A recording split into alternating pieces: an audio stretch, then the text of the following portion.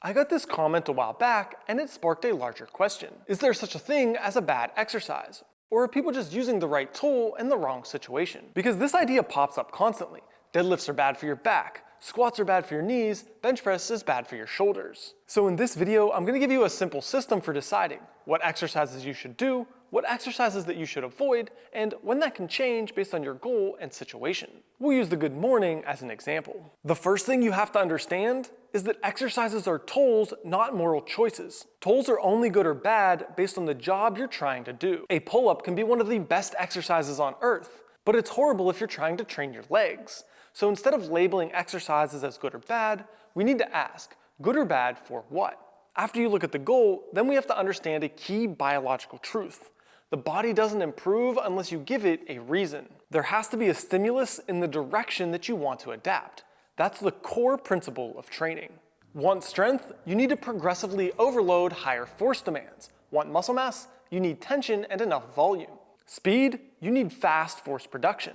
Flexibility? Increased range of motion and control. So when someone says that's a bad exercise, what they're really saying, whether they know it or not, is that tool doesn't create the adaptation I care about at a cost I'm willing to pay. And that cost is often the decider, as we'll see in a minute. So here's the system. When you're picking an exercise for yourself or a client, run it through these 5 quick questions. What am I trying to overload? Strength, speed, endurance, mobility? If you don't know what the goal is, you can't pick the right tool. What's the limiting factor? Is the limiting factor actually the thing you're trying to train? For example, goblet squats are a great exercise, but eventually the limiting factor becomes how much you can hold in your hands and not your legs. Unstable variations feel harder, but often the limiting factor becomes balance and coordination, not strength. So harder doesn't always mean better. It depends on what you're trying to overload. Can I progressively overload it long term? Can I add stimulus in small chunks for a long time? Load, reps, range of motion, or speed? Something has to move forward. What's its history? Have millions of athletes and lifters used that exercise to great success, or is it on one guy's Instagram? And how specific is it to my goal, and with what trade-offs? Does it train the positions and speeds I need, and does it do it with reasonable injury risk, low technical barrier, and avoids unnecessary complexity? That's it.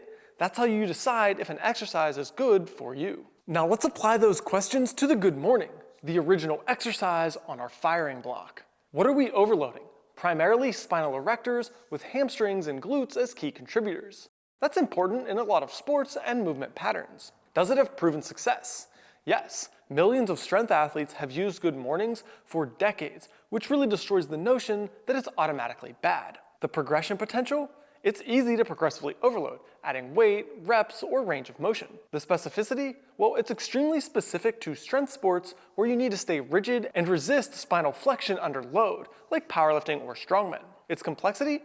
Overall, it's a pretty easy exercise to learn. So far, the good morning is looking pretty good. But here's the nuance. I almost never program good mornings for my athletes. Not because they're bad, but because in my context, other tools solve the problems we have with fewer downsides. The risk to reward ratio changes with youth athletes. The good morning is a little riskier than it needs to be for junior high and high school athletes, who just need some basic strength development. If the lower back is weak, things like back extensions and reverse hypers can do the job just as well or better and a lot safer. I prefer using hinging options that are more hamstring focused, typically things like deadlifts early on and RDLs as they improve. You still build the back, but it does have a better trade-off for athletics. For specificity, athletic transfer is often built with faster hip hinging outputs.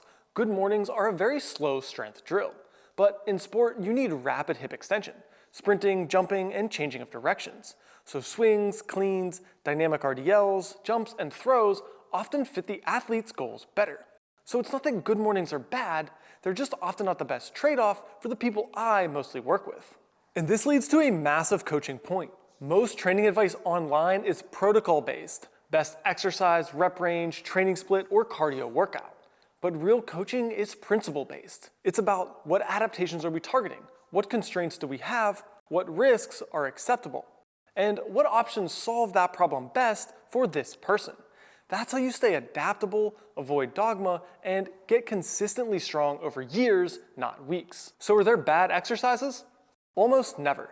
There are only exercises that fit your goals really well, kinda well, or not at all. Stop asking what the best exercise is and first ask, what problem am I trying to solve? If you want more videos like this, where we teach principles instead of hype, subscribe to Immortal Power.